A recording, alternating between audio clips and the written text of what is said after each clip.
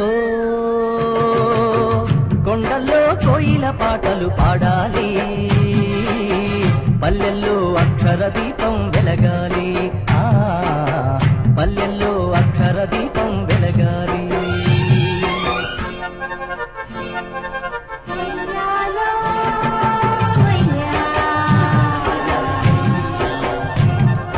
ప్రతివాడు ఒక తిక్కన అయి నవ భారతం రాయాలన్నా, ప్రతి మహిళ ఒక మొల్ల ఓలే ఇక రామాయణమే చెప్పాలన్నా. ఓ కొండల్లో కోయిల పాటలు పాడాలి,